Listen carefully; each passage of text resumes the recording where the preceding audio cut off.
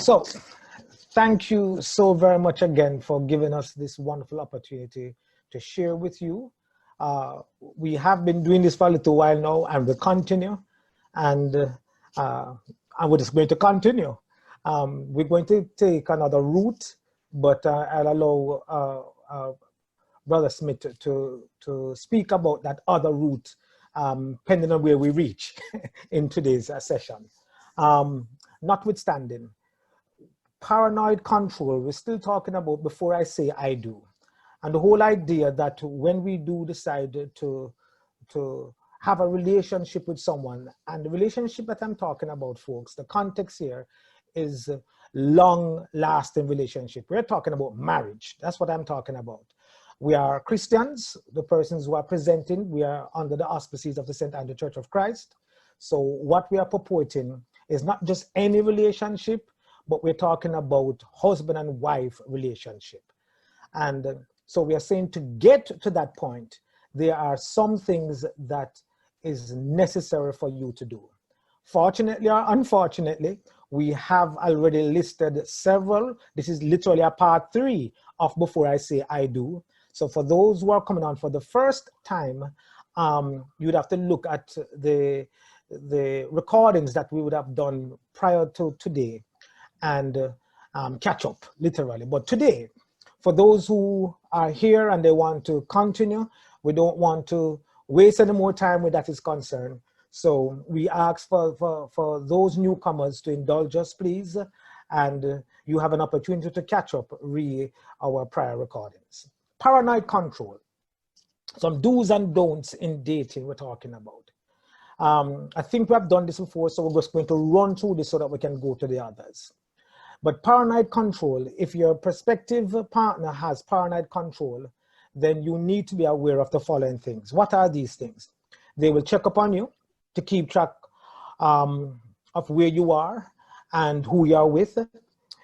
If you speak to a member of the opposite sex, you receive 20 questions about how you know them. And if you don't answer their phone call whenever they're trying to call you, then you're asked, where were you? What were you doing? Who you were talking to?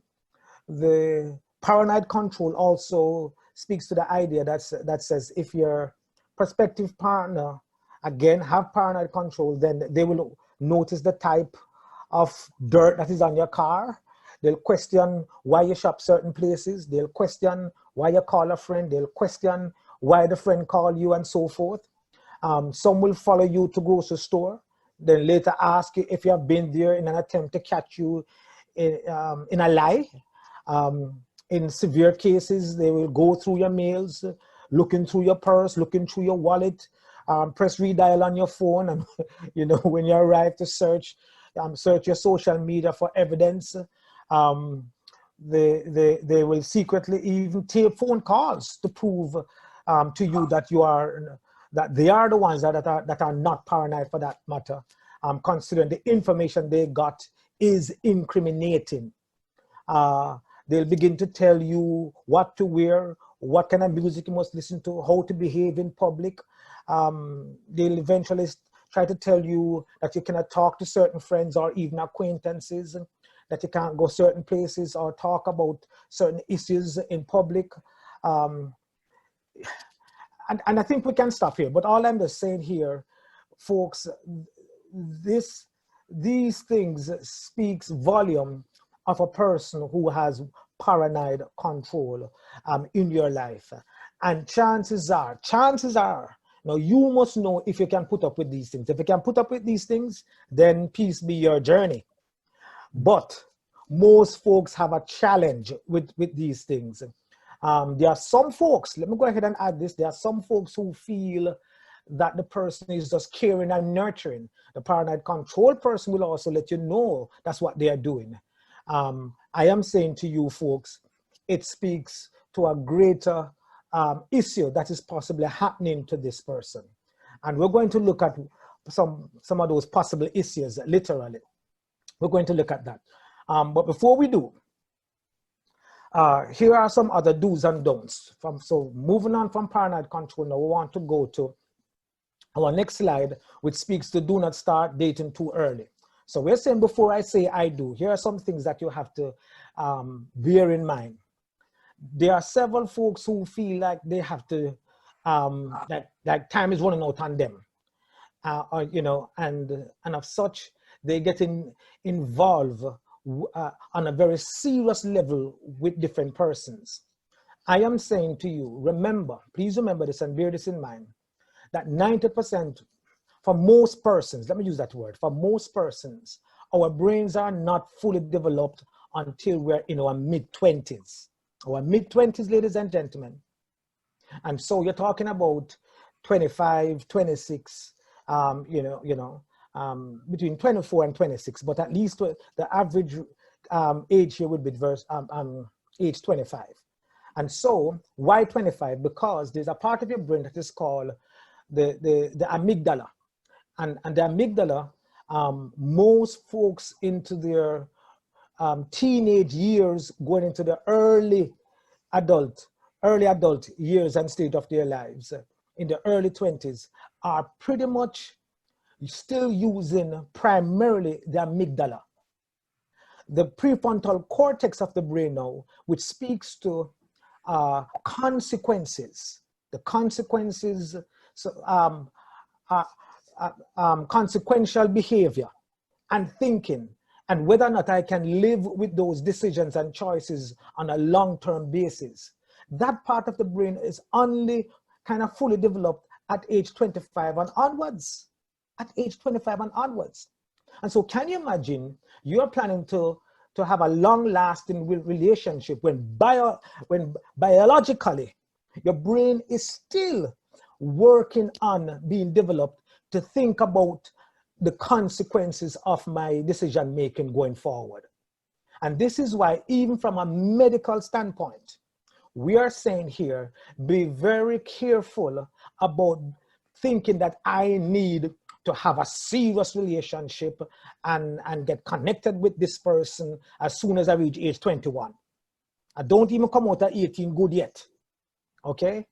I don't even, as a matter of fact, some people start even before 18 and already take Jesus off the cross that them get married to this person. I am saying to us that even from a medical standpoint, or I should say, both medical and biochemical standpoint, and that, listen, as far as the cognitive aspect of our brain's development is concerned, it is prudent. That's the word I'm looking for. Remember my choice of words. If they ask me any questions, remember my choice of words. It is prudent to wait before you make any long-lasting commitment to somebody, especially if you don't reach at least age 25. At least I know that what I said a while ago, everybody disagree with me. Then all I'm saying to you, go on to the research. Don't take my word for it. Go and do the research. Look up for amygdala.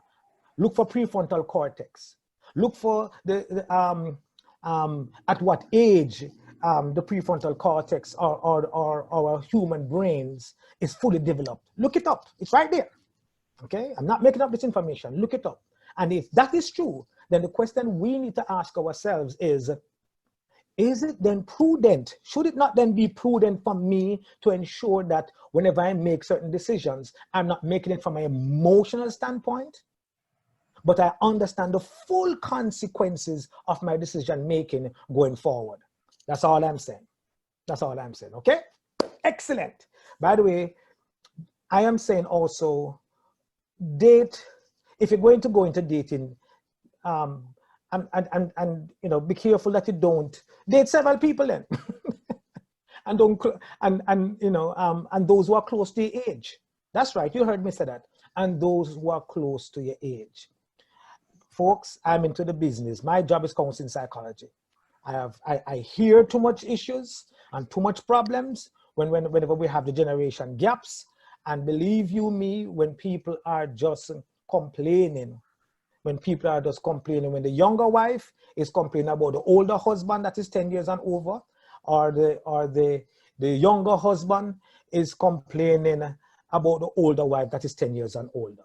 Over and over, and as long, and a matter of fact, when they're in their 20s is not so bad, but as they get older, believe you me, when one is 30 and one is 40, problems start to reign. When one is 40 and one is 50, problems start to reign. When one is 50 and one is 60, all I'm saying, you know, and it's different types of problems, by the way, just saying, different types of problems, okay? So we're saying date folks who are a little bit closer to your age, okay? Another thing, to be selective in your dating. Go with the kind of person that you would ultimately consider marrying. No matter with the sport fishing thing, you know, so men don't play with ladies and their emotions, and ladies don't be a player, if you understand what I'm saying. This is not a trial and error thing, okay? It's not trial and error, okay? And that's why we have all of those things. That's why we're giving you all of this information. And by the way, it doesn't end when I end. Brother Smith has tons of information to add to before I say I do. To add to before I say I do. So we need to remain locked in to what we are sharing here. I guarantee you, it's not going to waste your time. Good information, but be selective in your dating. We are saying here, go with the kind of person that you would want to ultimately marry to. You probably rather will marry the type of person that you are willing to date. So keep your standards high from the start, okay? Don't give away the loaf. Don't give away the bread. I mean, it's one thing to leave crumbs, but don't give away the whole bread. Okay, folks. Don't give away the whole bread, man. Leave crumbs, but don't give away the whole bread. Okay. Another thing, to keep yourself pure. According to 1 Timothy chapter 5:22, you know, happy homes are built upon righteous conduct and moral purity. So do not let your sin make choices for you. That's what I'm saying. Do not let your sin make choices for you. Keep yourself pure. Well, go back to the bread and crumbs thing again. Same thing. Do not let your sin make choices for you. Sometimes do not let desperation cause us to do things. And this I'm going to say it, and I know you're going to challenge me on it, but that's okay too. This thing that I can't take puss in a bag. I don't know. We have to be careful about that thing. I can't. You know what statistics and studies show, by the way, on a serious note? The statistics shows that folks who are dating, if while they're dating, they quote unquote had intimate relationship with each other before marriage, did you know that the likelihood of cheating is even larger? The likelihood of what? Cheating is even larger for the two persons, as against those who says, no, sir, I have a certain standard, that our concept or philosophy that I'm going to adhere to, and there's nothing that is going to break it. So in essence, you're saying, no matter how I feel, it is the standards that is going to keep me into a place that I'm not going to give in to my feeling. Do you know what he did with that? You have set an amazing foundation for yourself, that even when challenging times come into your relationship, because you said you're going to adhere to a particular standard, you decided that you're not going to allow even your feelings about a situation to compromise the standard that you have. That the feeling, so in other words, you're saying, I don't care how I feel about a situation. It is my values profile. It is my ethical standards that I am going to utilize to govern even how I feel in any given situation. Now that is discipline. That actually is self-discipline. And we're saying here that that is a very wonderful and important tool to have before you get married. Before you get married. What kind of standard are you holding this person to? What kind of standard are you holding yourself to before you say, I do? You know, marry someone who will help you and your children to go to heaven. Say it again. Marry someone who will help you and your children to go to heaven. Here's another point.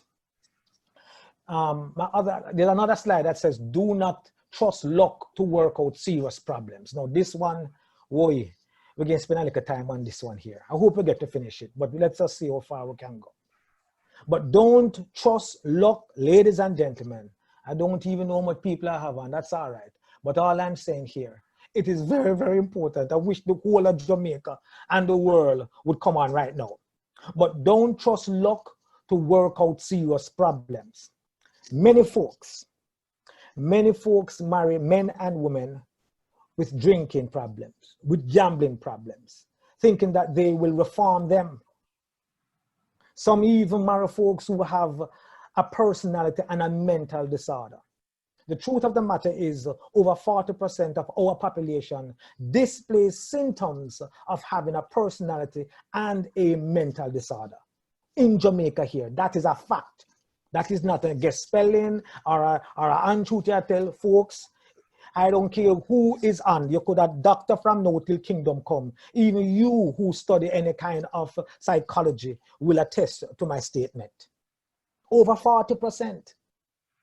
Now, the more common ones are, I'm going to name them out. Some of them we're going to look through a little bit. And the reason why we're going to need to look through some of these a little bit is for us to recognize some of the signs and symptoms. Lest we know why. So that maybe I have something. Maybe I have the call. I'm not saying we're going to stay here and define them. No. What I'm about to share with you is not a definition or is not a prognosis or a diagnosis that you have a mental disorder or personality disorder. No. What I'm about to share, however, is things that you can find, that you can look up on the net, and you see this information. So it's not new information. Notwithstanding what we are saying here, only a doctor can properly diagnose you of having a personality or a mental disorder. But are there symptoms to look out for? Yes, they are. And if you find that you have some of these symptoms, I invite you to check yourself out, to get yourself involved in counseling, to go to a psychiatrist or a psychologist, so that we can help you to deal with those things, so that you're in a better position to offer yourself to your partner. And that goes, and vice versa. And so if you find that you have some of these things, folks, I'm asking you, before you decide that I am going to take on anybody in my life, then I'm saying you need to fix your life so that you are in a better position to have a better relationship. Rather than knowing that you have some of these challenges and just make the relationship even more challenging going forward. That is the appeal that I'm making here. So let us not trust what? Luck to work out serious problems. Anxiety disorders are some of the more common ones. Panic, a part of anxiety disorders rather speaks to panic disorder, OCD, PTSD. These are some of the things that is associated with anxiety disorders. Schizotypal, that's a mild form of schizophrenia. Antisocial personality disorder, borderline personality disorder, histrionic personality disorder, dependent personality disorder, major depressive disorder, or clinical depression. That's what that really is. Somebody say, who may depress? And of course, bipolar. We are saying when we look into our Jamaican population, we are seeing these disorders displaying themselves over and over and over, both in children and especially in adults, young adults, you know, and across across ages actually. But we are saying here, notwithstanding, it is quite prevalent. Don't trust luck to work out serious problem. Let's say something about the schizotypal personality disorder. So get your pencil and pen ready to write these things down, or if not, well, this is being taped. Schizotypal, many persons believe that schizotypal personality disorder represents, as I mentioned before, a mild form of schizophrenia. Now, this disorder it is characterized by odd forms of thinking and perceiving. You know, it's like you ever come across some folks that whenever them talk and say certain things, they say, why, oh, you think so? I'm not laughing, right? But seriously, sometimes we'll come across some folks, so I will go, no, sir. No, man. Your reasoning, the way you reason, no, sir. We can't even have a good conversation with you, just the way you reason. All I'm saying, so the disorder is characterized by what? Odd forms of thinking and perceiving. Why would we say odd? Because it is not according to the normal range of thinking and behaving. So maybe when you say, oh, you think so, you know, or you think like that, maybe you're not incorrect. That's all I'm saying. Because when you measure it across the general population have one, what's the word I'm looking for? Understanding. But then you know, carry it to a place where you're like, where do you even get your variables to draw these conclusions? You know, so odd forms of thinking and perceiving, they often seek isolation from others. So they sometimes believe that they have extrasensory ability, or that unrelated events relate to them in some important way. They generally engage in eccentric behavior. They have difficulty concentrating for long periods of time. And of course, their speech is often over elaborate and difficult to follow. Oh, you think so? Oh, you know, I don't understand what you're saying. I really, not making sense. It's not connecting. I really don't understand what you're saying. Maybe somebody else need to talk to you. You know, and no matter who talk to everybody say, but I mean, know, you know. But seriously, folks, it's not a joke. It's really not a joke. But I'm just saying, these are the some things we can look for.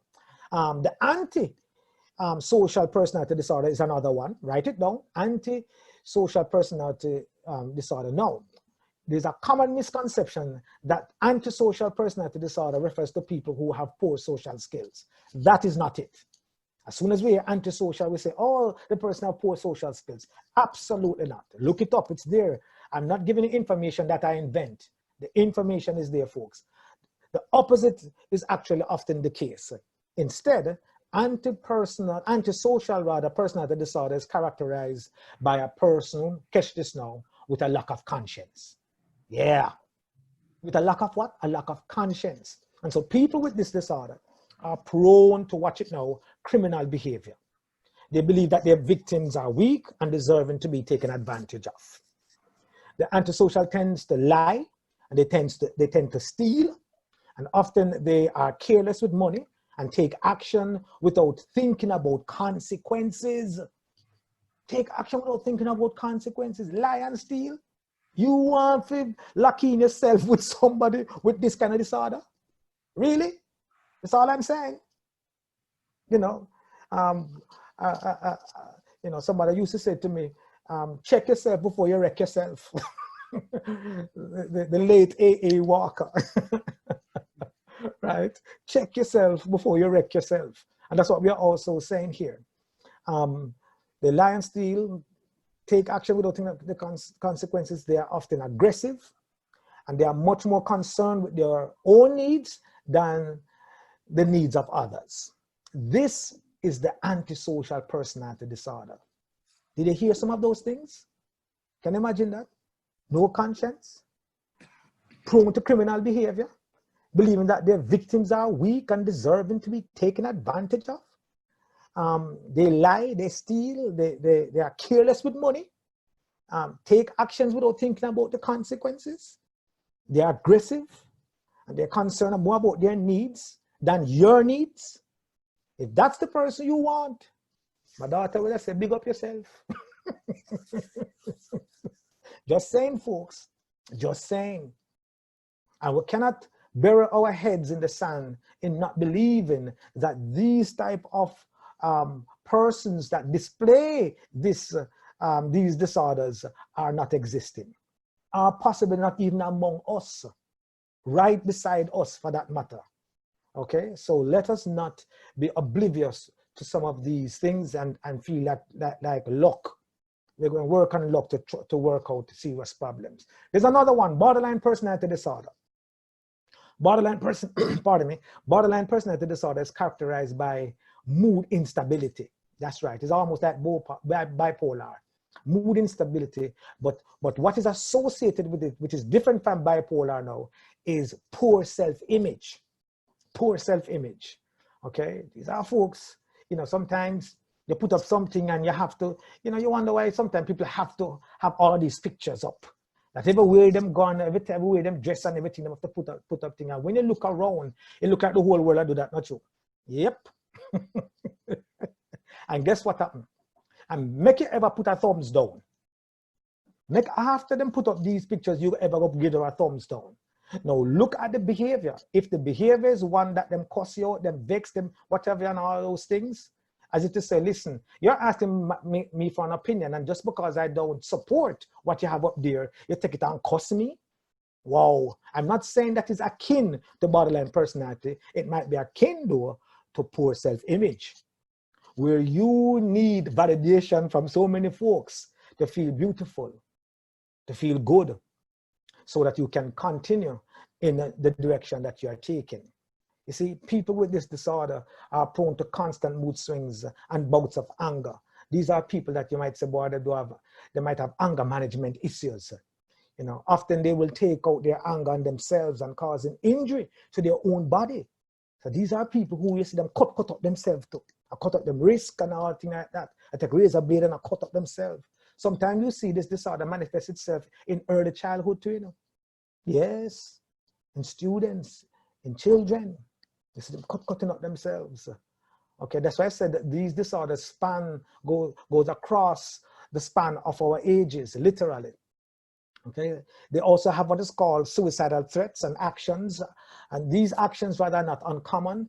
Borderlines think in very black and white terms and often form intense conflict-ridden relationships. Yes, man. In other words, they're in this relationship, they're quick to anger when their expectations are not met. You see, they're just in and out of relationships, literally. You know, literally. You know, if you think you were the first one, you know, you might be, you know, the first out of 100. I'm sorry, but it's true. It's true though. I'm not being, it's true. It's true. It's better you know than don't know, people. That's all we're saying. It's better you know than don't know. Okay? You know, yeah, let me continue. Then you have what is called the histrionic personality disorder. Histrionic.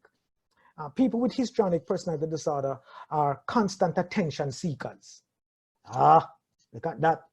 Just look at just go on and Instagram and all these things, and you see all of these, you know, I mean, one picture with all, you know, one picture of 10 different poses. And look at the type of attire. That's the next thing too. Look at the type of attire. They are attention seekers. They need to be the center of attention all the time. They're often interrupting others in order to dominate a conversation. So if they're talking and they said, hold on. And then they have to make it about themselves. They have to make it about themselves. If, you know, you see it in church.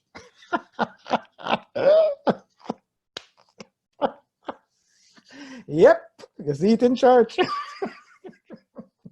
Right? You know, who wants to sing the most or whatever, and loud and I don't know, whatever. Anyways, plenty of different things. Let me not try to say whatever, right? But they are attention seekers. They are what? They are attention seekers. Have to be seen, have to be heard. Whether in how you dress, in how you talk, in what you say, but everything, of course, you know, it announces you to everybody, and everybody must be quiet and listen to you. Oh golly, okay. But not only that, they use, as I mentioned it, grandiose language to describe everyday events and seek constant praise. They may dress, as I mentioned earlier, in a provocative way or exaggerate illness in order to gain attention. You know, if they talk about them headache more grand than anybody else, and everybody must come to them attention about them headache, belly ache, backache, nose ache, foot ache, you name it, any kind of ache. When they announce it, man, everybody need to come and say, oh, she here? Or you ever get COVID? Oh, golly, let me leave it alone too. I get myself in problem, especially with the COVID one. I don't know if anybody's putting up anybody's name right there, so leave that alone, okay? Histrionics also tend to exaggerate friendships and relationships. You know, they meet you for the first time and they say, yeah, man, we are man, Andre, my friend, man, from long time. And Andre's like, no, we're not friends, at least not that way. Okay? They believe that everyone loves them. That's right. They believe that everyone loves them. And the truth, in fact, sometimes people are saying, look at you. Look at you. Oh, golly. I'm sorry, but in my profession, I see them everywhere, literally. Wow. They are often manipulative. They are often what? Manipulative. Then you have what is called the dependent personality disorder. Dependent personality disorder is characterized by a need to be taken care of. Yes, man. A need to what? To be taken care of. And so people with this disorder tend to cling to people and fear losing them. Is that the kind of person you want? Hmm? You know, to go back to the borderline, I mean, you know, well, to go back to the schizotypal, listen to the way they think. To go back to the antisocial, listen, they don't care about you. To go back to the borderline, well, listen, you don't even know what kind of image, what kind of mood you're going to have with these persons. And chances are, don't be afraid if them leave you. That's the borderline. To go to the histrionic, believe you me, it's more about them than about you. And now we're at the dependent. The dependent says, listen to me, you can't afford to leave me now. You cannot afford to leave me. You see why we need to know these things before we get involved with people? That's what I did. That's why I went back to us. So I just gave you the short version of each of these things in terms of if you again decide to have a relationship. Worse if you decide to again get married to this person. So the dependent says what? There's a need for them to be taken care of. And so people with this disorder tend to cling to people and fear of losing them. They may become suicidal when a breakup is imminent. So they may say, listen to me, if you leave me, I'll kill myself. Huh? If you leave me, I'll kill myself. And then you know, if you say I love, and if you say, well, I can't afford to leave, you know. Because the person, is so much the person really love me? Folks, that's not love. That is a strong inclination of a personality disorder. That's what we are saying here. Okay? So don't get it twisted. Sorry to use that word. Okay? They tend to let others make important decisions for them and often jump from relationship to relationship. You see, sometimes what dependent doesn't know, because them see that you might leave them and what have you, and when they threaten you to stay and you don't want to stay, then they say, you know what happened? Let me leave first. Let me leave first because you know something, you might leave me. Folks, I'm just giving you the introduction to some of these things. These things are a little bit more even deeper than the surface that I am sharing with you here and now. Here and now. And that's why you need to know before you go. That's why if you make a choice, prepare to back your choice. That's why before I say I do. This is the information I need to have before I say I do.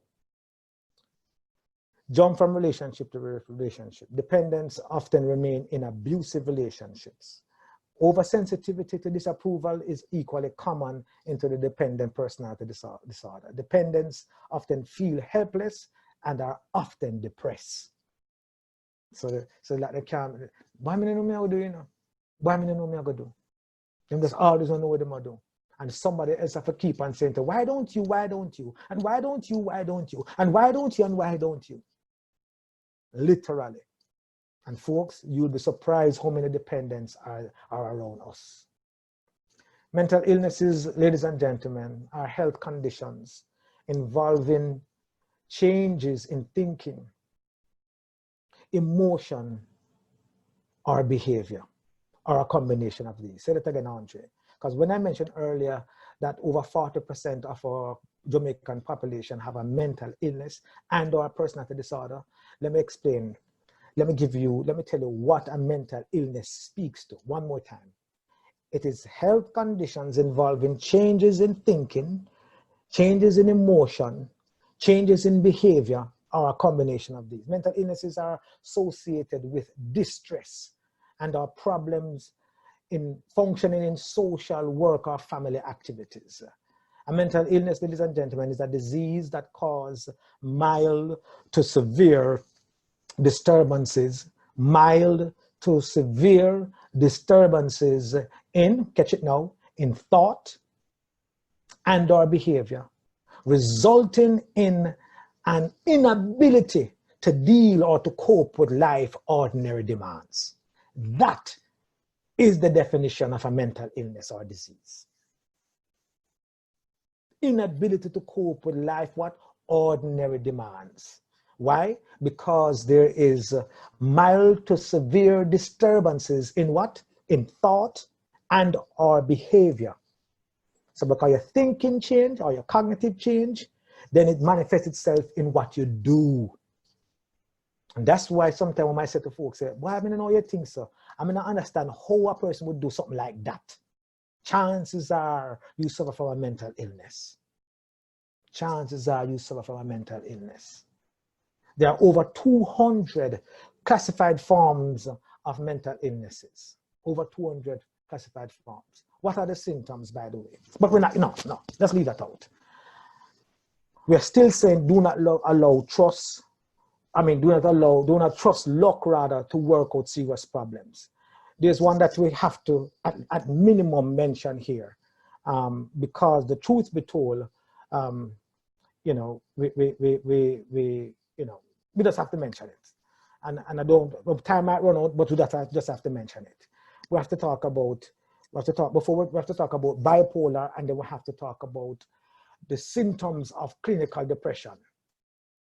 The symptoms of clinical, a lot of times folks says, boy, I feel depressed. Be careful that you don't adjoin yourself with somebody who's clinically depressed. Be careful that you, the clinical depressed, don't go and join yourself with somebody who might be equally clinically depressed.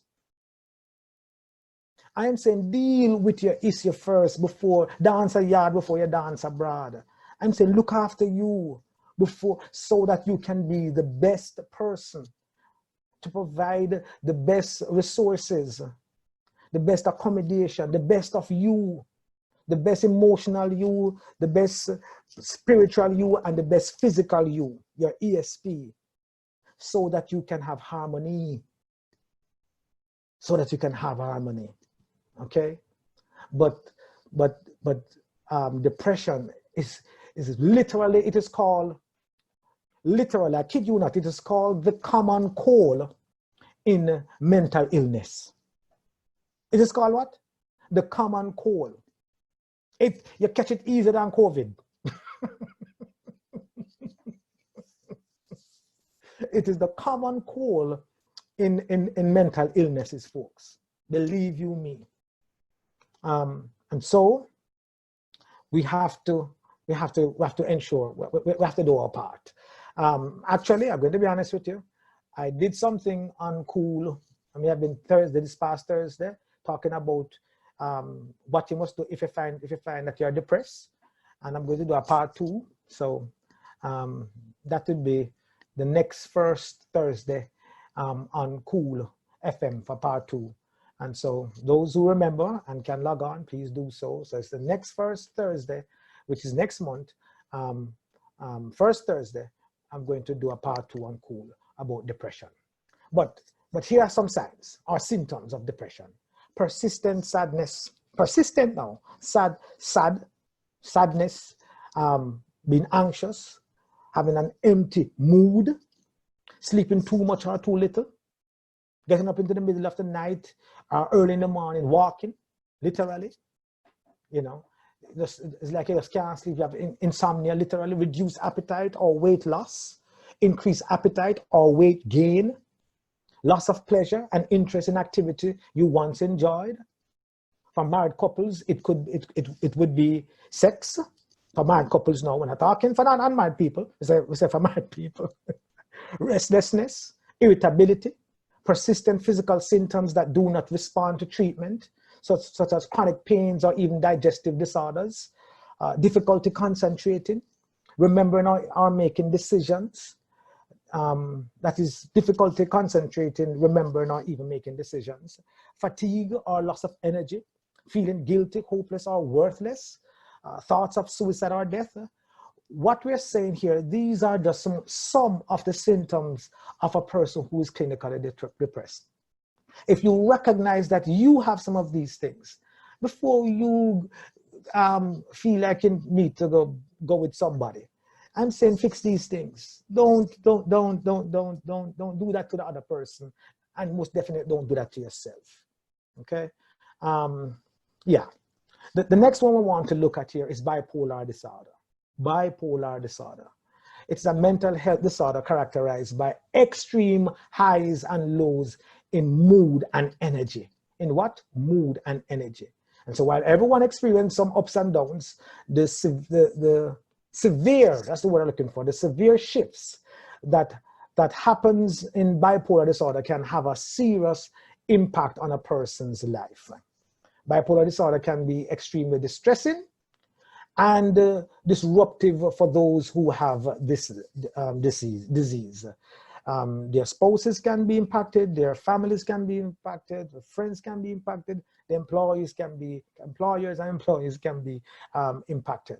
And so one of the things you must look out for the person that has this disorder is where they talk a mile a minute, they sleep very little, and they're very hyperactive. They also may feel that they're all powerful and invincible and destined for greatness.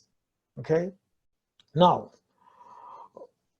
while the mania feels good at first, or manic stage feels good at first, it has a tendency to spiral out of control.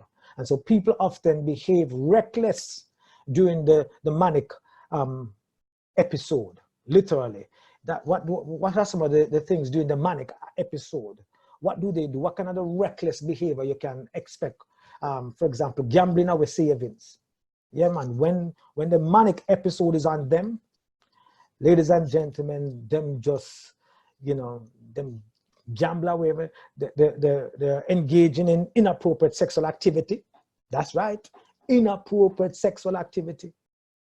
Yes, man, it's just like inappropriate sexual activity. They make foolish business investments. You can look out for that.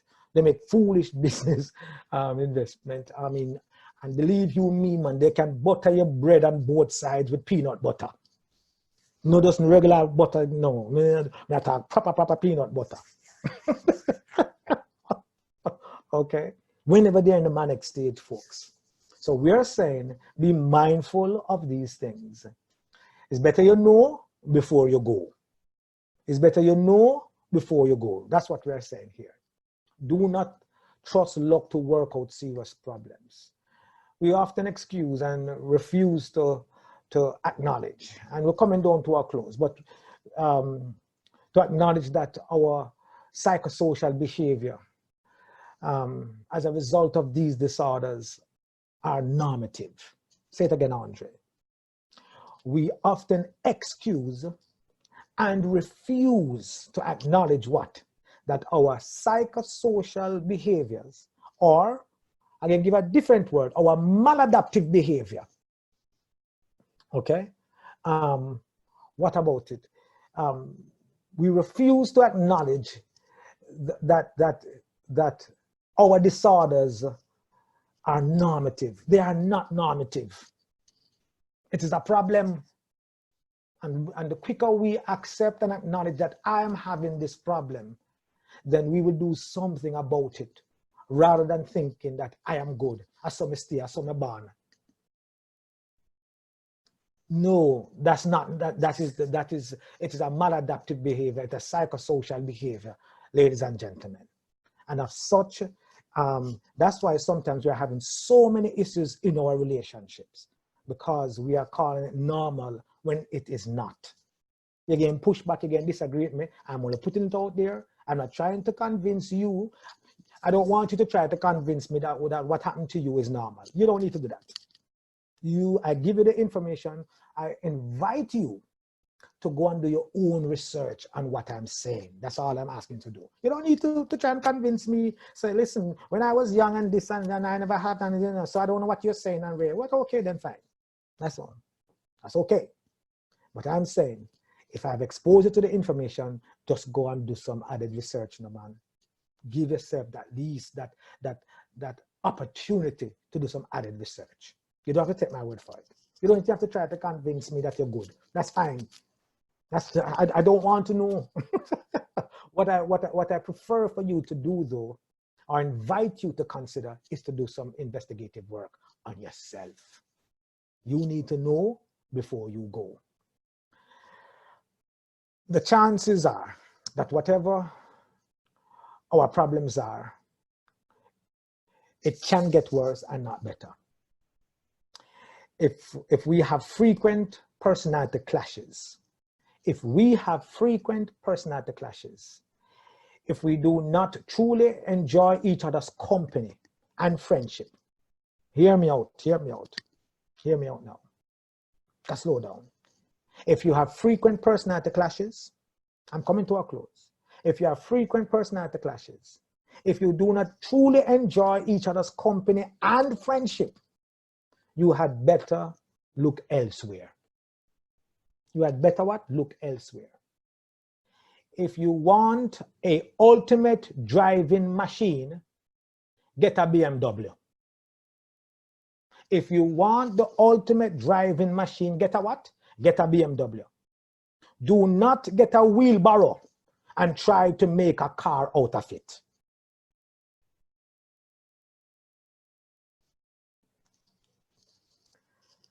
There are 8 basic steps.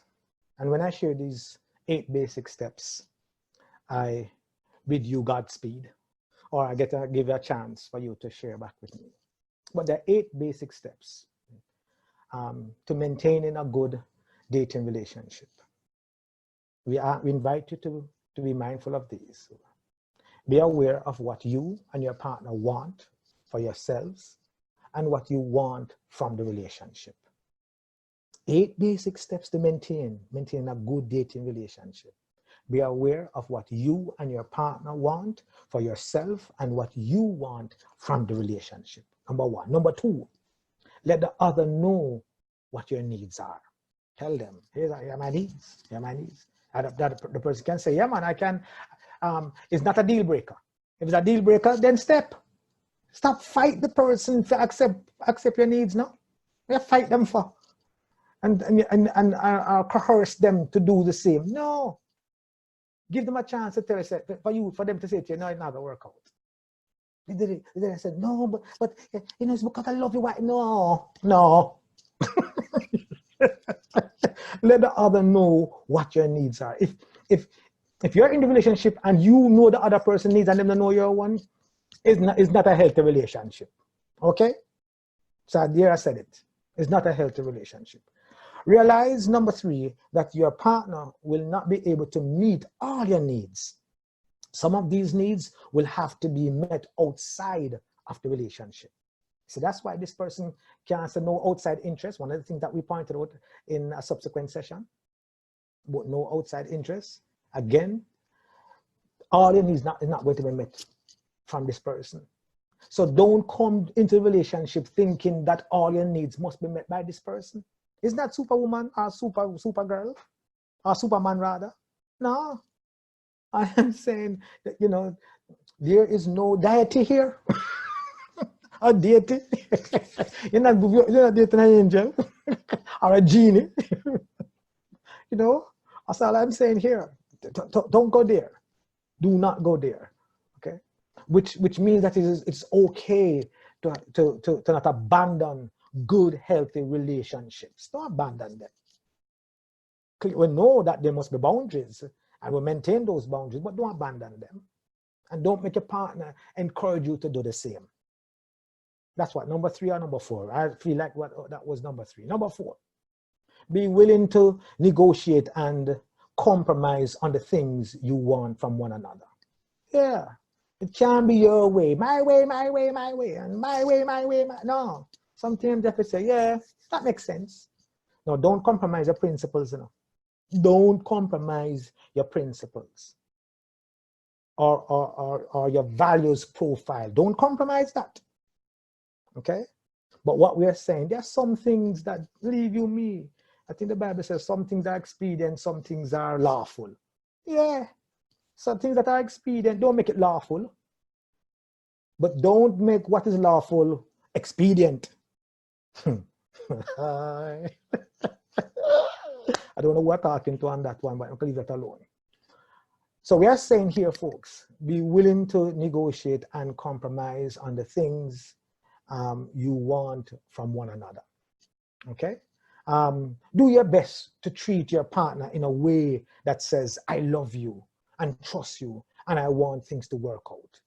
Do your best, man. The person must know that whatever you're saying and whatever you're doing, you genuinely have their interests along with the interest of the relationship at hand. That you're not trying to win an argument or win over them or force them to be obedient to you. No. That whatever you're saying, whatever you're doing, you have a genuine interest into the person and into the outcome of this relationship.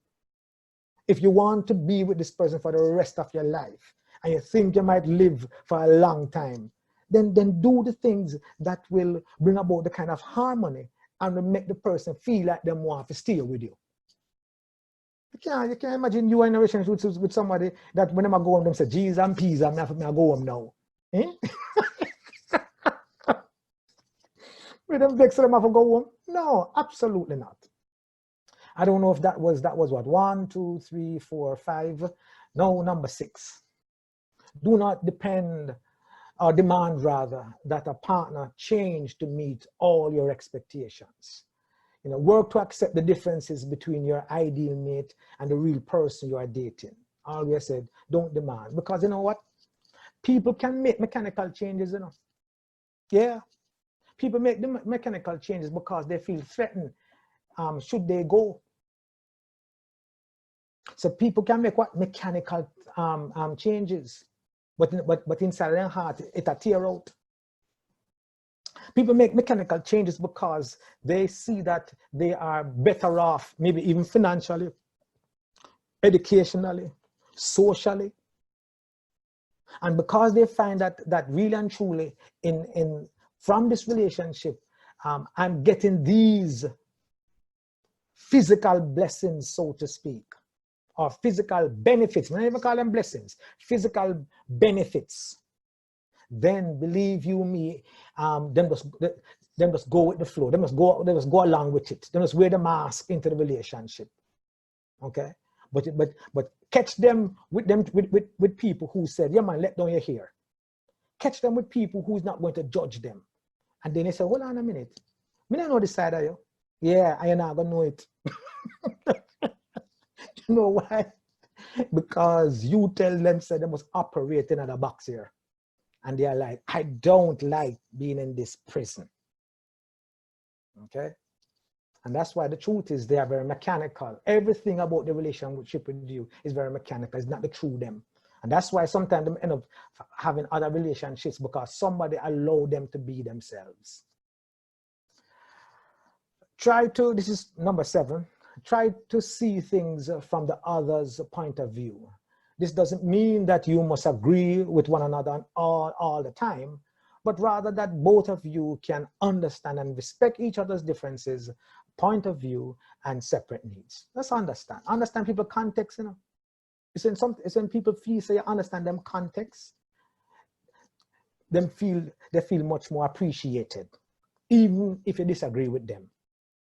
It's when somebody feel like you don't even want to understand why I'm making these choices or why I even think this way or why I have this strong opinion about this, then they made us acquiesce to your request. For peace sake, they say, all right, then whatever. But inside them, of course, they have the same way. Okay? You know, them brain. And so I'm saying to you folks, you know, you have to give them that opportunity to disagree, to say, yeah, man, to say no. And they feel respected where the differences are concerned. And the final one, where their differences are concerned. And final one, where critical differences do exist in your expectations, needs, or even opinions, try to work honestly and sincerely to negotiate. And if you can't do it together, so I'm saying fight fairly, not fiercely. And if it can't work out, folks, we can teach you some communicative skill sets that can help you to bring harmony to your relationship. We do hope and trust that everything, next slide that says thank you.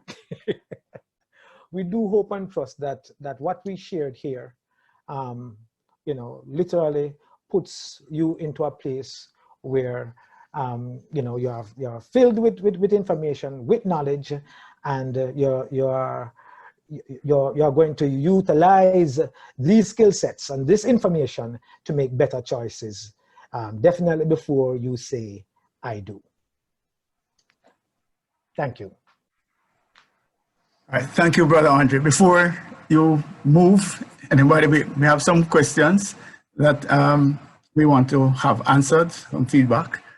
But I just want to... Please go back to the last slide. Okay. Please go back to that last slide, Mr. Casey. Thank you, sorry. Okay.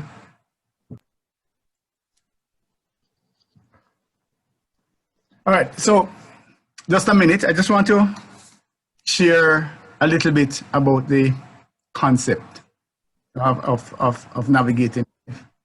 So the challenge that we had, we just see difficulties across ages, across... oh, wait, I'm so sorry. There's another one that I didn't even state. No, man, you did it before. You did it as 5. Okay, I'm sorry. Go ahead. Please forgive me. Yeah. Right, no problem. Right, so yeah, so we just know that people are having major challenges. And sometimes they are not the challenges that are not identified. You mentioned a lot of them today. But also is, what do you do about it? How do you, you know, where do you go for support, etc. And so that's part of the rationale behind the series. And we have dealt with different areas. I want to also say that the curriculum, whatever it is that we deal with here, is actually guided by feedback. Like, you know, so we dealt with parenting, we dealt with conflict, then there was a discussion as to what happens to us singles, or how do we navigate this space? So we're open to deal with things. Here's a question, a request, a plea from me, is that each one of the areas that we deal with might not be directly relevant to you, but you might know somebody who would benefit. And so, again, we have the capacity to accommodate a lot more persons. And so we're just inviting you, just if you make a note, it's easy to remember. It's the 1st and the 3rd Saturday, 6:30 Jamaica time. So it's the same link that we use. We're going to start to put the password so that we don't have to let in people every time. Basically, it's the same space. Just wanted to put that in because, believe me, Brother Andre also does the Cool FM. He has roped me in, so I'm also doing some of the Thursday nights. I usually am on, I think, the 3rd Thursday night, dealing with these issues because there's a need. There's a significant need for this kind of support. All right, so next session, we will be looking at, so remember, no, that's everybody did the maths. Today is the 3rd, next session is the 17th. All right, we will be looking at a sort of checklist, a guide as to if you're in the process, if you have not yet decided, if you are not yet committed to a relationship, a guide as to a checklist, if you want, as to how you go about selecting who you say I do to, how you get there. So we want to do that on the 17th. All right, so there was a question, but long ago, a lot of young ladies got married at 80 or so. What has changed? A lot of those marriages have lasted. Yeah. Before you answer, Brother Andre, I'm going to throw that over to you. But also, we could also say that children in places like India are betrothed, get married from even earlier. The fact that the marriage lasts doesn't mean that the people are happy in the marriage, by the way. So that's something to note, right? There are economic factors. There are a lot of other problems. A lot of people stay in the marriage for the sake of the children, etc. Don't believe that because people are singing happy anniversary year after year or year after year, is that the happy is representative of the marriage. But go ahead, sir. I mean, I don't want to India is not a good example. Let me just put that out there. Seriously, go and do the research. Go and do the research. You see, sometimes we make assumptions because we don't do the research. So if you do the research, you will see the insurmountable issues that marriages like India literally is having. Go and do the research. That's all I'm saying. So let me start off with that. But as you've rightly stated, though, people start early. There are two things, and let me be fair. There are two things. One, the moral compass that people had then. One, number two, how they viewed marriage, and then was totally kind of different with the way we view marriage. As a matter of fact, remember now, you know, that maybe 50 years ago, yes, you could find marriage was the ideal. In today's society, marriage is not the ideal. Why? What has happened? Because when we look at what happened in our marriages, when the children grow up and see what happened with their mommy and daddy relationships, they already planned long ahead that when them grow up, them no want no man and no woman. They don't want a man to treat them the way them see them father treat their mother, or they don't want a woman to marry to a woman the way them see them mother treat them father.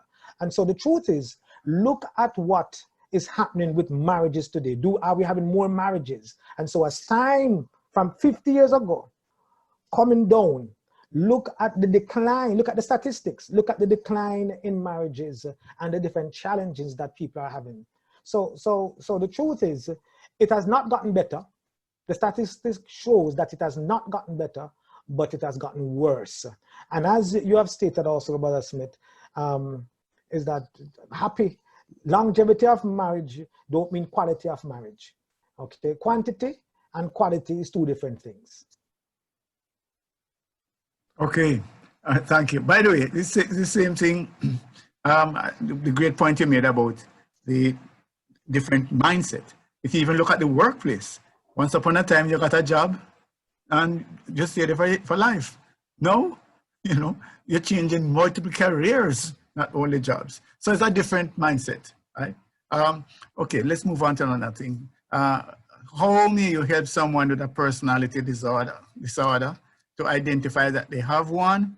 And I think the follow-up question is to it, or the same question, but is that especially if the person is a leader in the church, i.e. a pastor of a church, a single pastor, and you have been investing in that with friendship, relationship for years.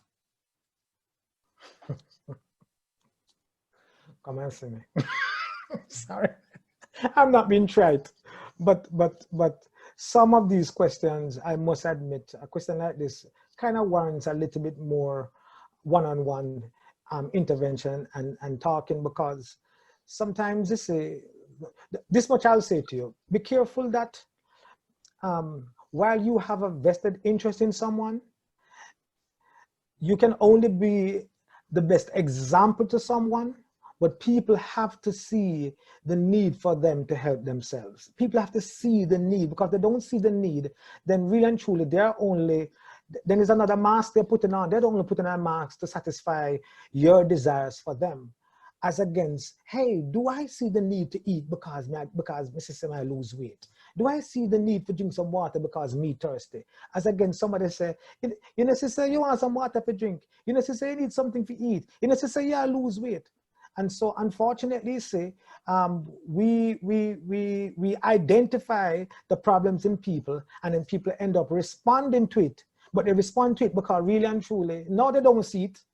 The truth is they don't see it. And so we can be a good example, but what we can do is encourage persons. We can, rather than say, you know, sister, this happened to you, this happened to you. You can say to them, you can invite them in having a conversation, and basically something to the effect of, how do you feel about where your life is going? How do you feel about the different choices you're making? How do you feel about where you think you want your life to end up? You know, do you think you're in control of your destiny, or is it that you just feel like, you know, you're just taking, life is just coming at you, and rather than you making something out of life? I mean, how do you feel? You know, so have a conversation with them, prick their brains and things like that. And if they are still quite you know, at ease with what is happening to them, when everything else around them is literally turning over, then that, remember, you know, we're also show, you know, that you must know what you can put up with from what you can't put up with, you know. And that's why we went and spoke to you about the 8 basic principles of maintaining a good relationship. So one of the things that you mentioned there is actually had or found into that 8 basic steps in maintaining a good relationship. You may have to recognize that, listen, this is not for me, or the nature of the relationship might have to change.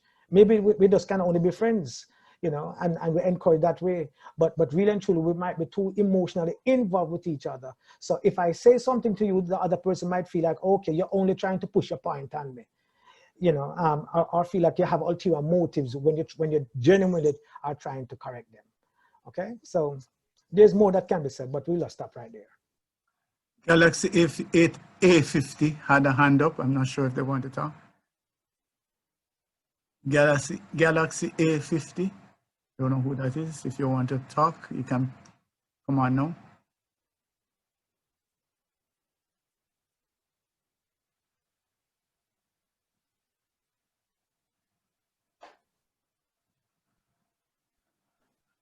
Apparently not.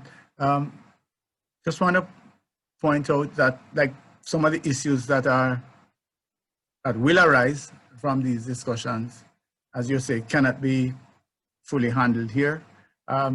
If you do need to have further consultation, you can type in to the admin privately, make sure it's a private chat in the admin, and we will take it from there. Brother Andre is open to provide support in another context. I saw somebody raise their hand. That's what I was saying, the Galaxy A50, but I don't see him. All right. Anybody has any questions, comments? Yeah, I have something to say. Good Okay. evening again. I listened to the question, or I read the question the person mentioned about 18 years old being married.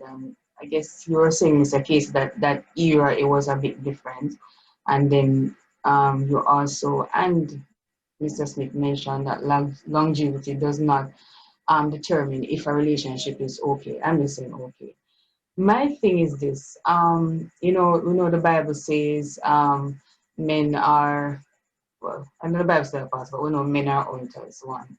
2, that they're supposed to be protectors and providers and so on. But I've noticed in today's society that men would tell you, well, and I said to go again, you know, when a man would say, okay, a woman comes into whether it wants to be in a building or even in a public transportation or wherever, and he would get up and say, oh, I'm giving a seat or so on. Or, you know, men are the providers and stuff. They're telling you to understand go no more and So I'm thinking, what is going to happen to females who are not yet married, who are coming across men who don't think that they should be protectors or providers, and I hope nobody is getting me wrong in terms of women are not supposed to do their part, you know what I mean? But what is going to happen to females who are not married yet, who can't find the priest, the praying man, the man who sees, who knows that God placed him in the house as the leader,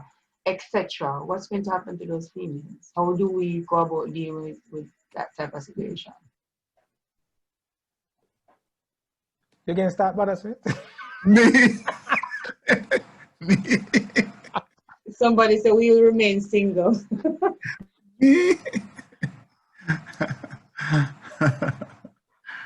On a serious note, Mr. Casey, while you're giving the 8 basic steps to maintain a good one, and among the other topics that you've had, that you taught on rather, you're saying these men are telling you something else?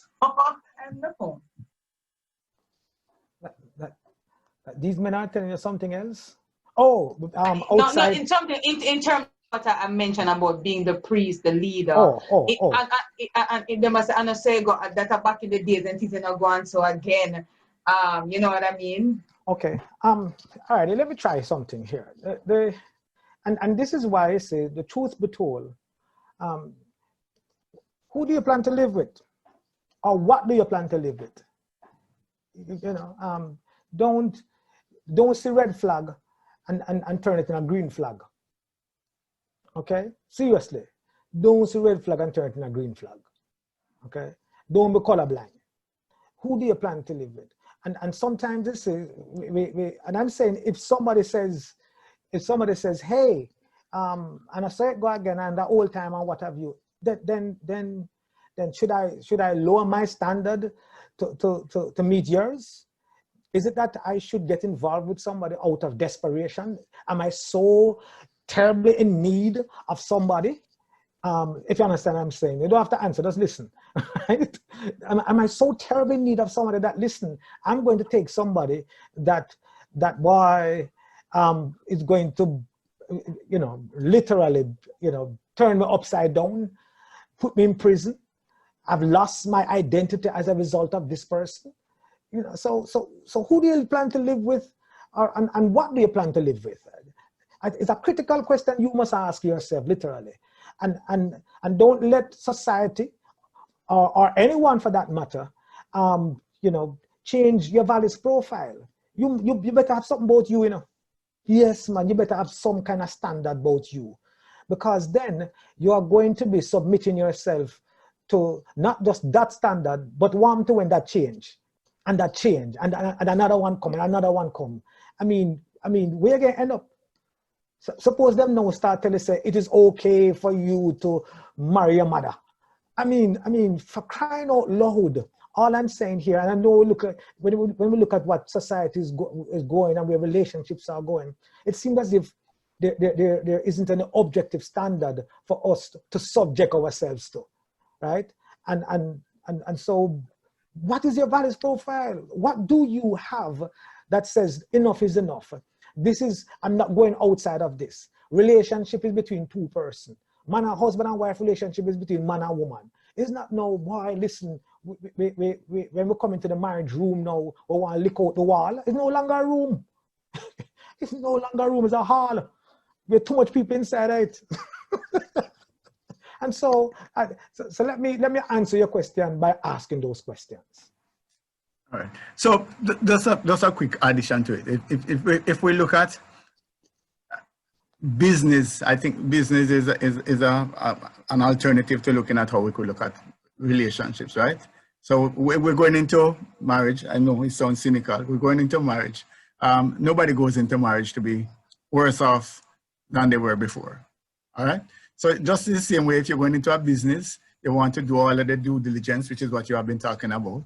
And you also want to get to a place now where you're saying, do I need a partner in order to maximize this, profits, if you want to make this business successful?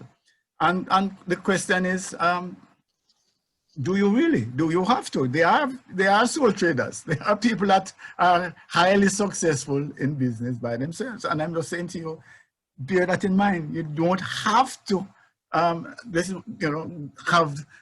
a relationship. Do not feel as if you're not complete if you don't necessarily have it. I'm very much pro-marriage and want more people to get married, etc. But not in the case of being desperate, where actually you just put up with anything and feel as if the other side, no, forget about going into it. The other side, as if I'm down on myself because I'm not married. You know, everybody else is, etc.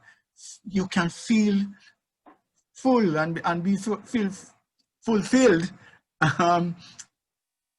on your own, right? Don't get desperate. That's all I'm saying. All right. So let me look at another one here. This is something sent privately to me, so I'm not calling any names or anything.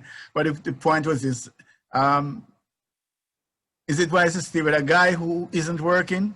Been talking to this guy about 2 years, just talk. Went out a few times, but within that time I know him, he doesn't have a steady income and he's in his late 30s. All right, so again, the question that I would ask, is this the kind of person who is going to help you to achieve your dreams and aspirations? That's the question that you have to ask. It might sound cynical, but this is a long-term relationship. In many instances, 40, 50 odd years, you're going to tie up yourself with someone. Is this the best choice to go forward and to, you know, whatever it is, I don't know what your dreams are, but is this someone who is going to help you to achieve these dreams, or is this somebody that you have to carry on your back? Yeah. Okay. So Lion says the Bible speaks about unequal yoke, speak on different religious background, speak on how different religious background can affect a marriage. Well, want to go there, Brother Andre? Well, I saw a question from a gentleman. Oh gosh. Yeah, I see here. All right, yeah, deal with the religious one afterwards. Yeah, one of the points that we should recognize that our partner are not able to fulfill all our needs, and we should seek it elsewhere. Could you expound on that, please? What needs are you referring to? And if you can give us an example, I would appreciate that. Yeah, that is fulfillment. Okay. Yeah. I don't know. It all depends on what those needs are. I don't know. I can't say specifically because I might have a need that I think my partner should be able to assist in fulfilling. But at the same time, suppose my partner does not have the requisite skill sets or resources or energy for that matter, or mindset to deal with that. So suppose that's where my partner is. You know, then that's where my partner is. So the thing is, we have to be careful that we don't come to the relationship necessary to get, but we come to give. So the question is, so rather than coming to see how you can fulfill me, maybe I should come to find out how I can fulfill you. Can you imagine both persons come to the relationship with that kind of mindset, how I can fulfill you? Then it means that it is not so much I am coming here to get from you. I'm coming to see what I can give, not only to you, but primarily to the relationship. Because sometimes I can't give to you, you know. Sometimes you have to give to yourself. But what can I give to the relationship so that we can still have harmony where the relationship is concerned, where we are properly united and we have unity. So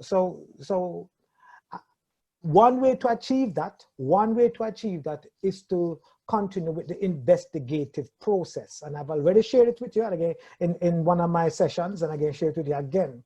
One way to achieve that is to have what is called the investigative process. The investigative process speaks about your AOL. What is your AOL?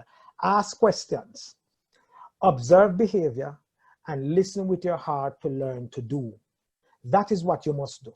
So you come to the relationship to find out who is this person? How can I be of support to this person? What can I do? And can you imagine both of you own the investigative process? We're the same, with the same energy and degree, because the objective is to have a particular goal, and the goal is for you to be united and have harmony. Then it means that you must set out to want to be of benefit to the other person. Notice what I have highlighted there on your slide. I think it's on your slide right there. Do your best to treat your partner in a way that says what? I love you, I trust you, and I want to work this out. Literally, that has to be a part of your mindset and mantra. And so it will guide what you say, what you do. It will guide the process. It will also guide your approach in relation to who is this person, or who do you want this person to be in this relationship. All right. So just on the issue of the difference in terms of religious affiliation, we're going to deal with that as one of the areas that we have to look at when we come together. But let me just say, for the time being, that one thing that we have to understand about marriage is that in all likelihood, what we've been asked to do is that we're bringing together maybe 40, 50 years of different socialization, different backgrounds, lots of those things that have to come together. And we believe that just magically, it's just going to happen. So that's one of the things that we have to look at. And so if you think about the religious situation, what if you want to worship on Saturday and I want to worship on Sunday? What if, we want to go in different directions? What happens with the children? Do we cut them in half and you carry half of them go there and half of, those are some of the things that you have to think about as well. So all I'm saying to you is that this whole series that the part that we are into now talks about lasting relationships. Yeah. So we have been looking at before we get into the relationships, but we have to be serious in terms of our investigation in order for the relationships to last. That's right. So commitment is a big thing. I understand that and so on. And sometimes because you have made the commitment, you make it last. And that is an important factor. But there are some questions that we need to ask beforehand. Some clear things as we will talk about. One of the things that we will talk about is that when you're marrying, you're not marrying Jane or John. You're marrying a whole set of family. And in many instances, in-laws are outlaws. They're going to cause you problems. So those are some of the things that we have to consider. And so it's not just the relationship, it's the whole question of the culture. Try to see how you can, if you can learn more about the in-laws, learn more about the philosophy, what is going on with the mindset of the individual. So outside of disorders, there are a whole set of things that can impact whether we have a fulfilling, happy, harmonious relationship. Not only lasting, but those things should be fitting. A little note was sent to me to help us to better understand that at the Church of Christ, we understand marriage to be between male and female. I was just told to say that, so I'm reading it. Okay. All right. Brother Smith. Yeah, go ahead. Well, this is my last thing, because I think the time is almost upon us. Yeah, the time is on us. Yeah. But quickly, and I didn't get a chance to do it, and I don't know if time will permit me to do it, but I feel like, yes, we can, we'll see if we can work it in, we'll see. But I feel like we didn't talk about what if we have children? What if we have children and we want now to have a cohabited relationship? What are some of the things we must look out for? And believe you me, that alone is about 5 series. So maybe I won't do it. But it's a serious question, and a lot of folks. And what is quite one of the demographics of relationships in our country is where we have a number of folks who already have children, and now they want to forge and form a relationship together, and they have not stopped. literally, to look at the nuances and the challenges and therefore what to do, and therefore what to do, and the different ages that are involved on both ends. If you have young children, if you have teenagers, or if you have young adults. And I'm saying with all three ages, there are challenges, and we have not stopped to investigate not only those challenges, but also to seek solutions in dealing with these challenges as we decide that we want to forge relationships. So that is even another something that possibly we can look into, possibly. Yeah, sure. Let me just read some of these. Just asking for like a couple of minutes. I know we are disciplined, so we normally want to stop on time, but I just wanted to clear the board in terms of some comments here. So the biggest problem in a relationship is people giving 50-50. I strongly believe that partners must enter into a relationship with the expectation of giving 100% each. If you're only giving 50%, you will receive 50% back. Yeah, sounds sensible. Okay, well, I feel like it's best to date one person at a time. It's suggested at times that a person that you must date more than one person, I imagine.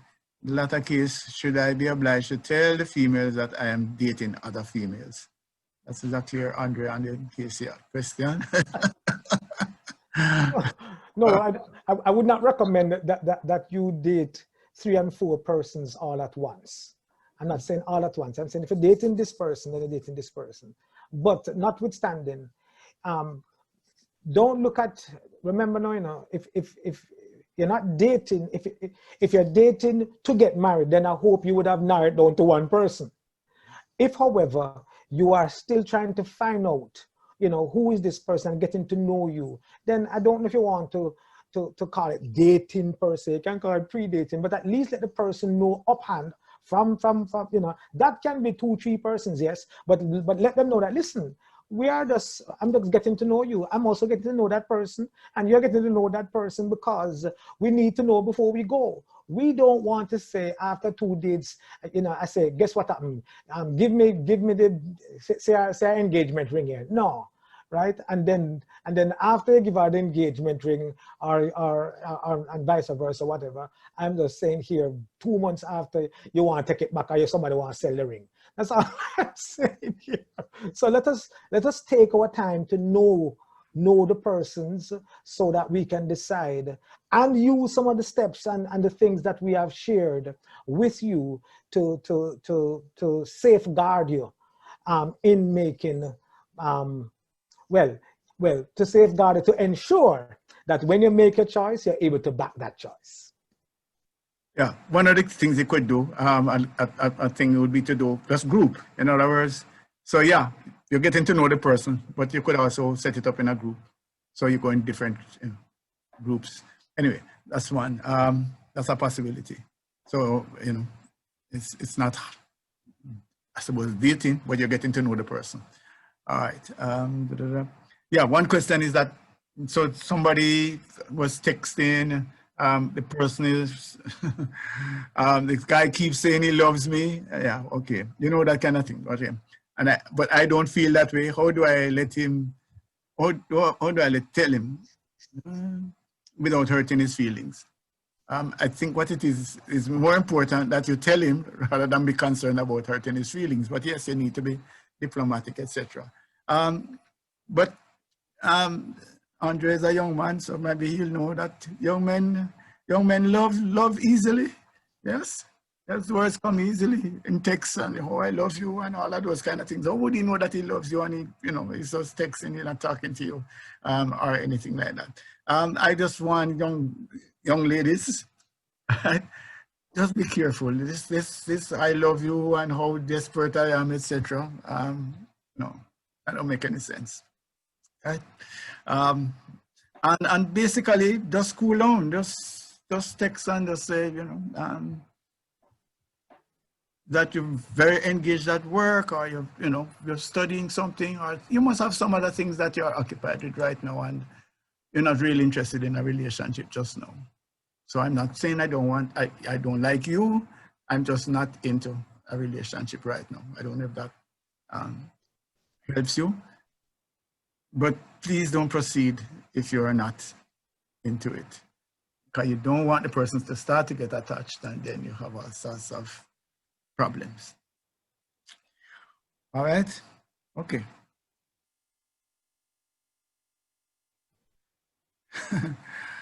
My friend said he told the girls before, but they still want to date him. Must be a very charming, handsome man.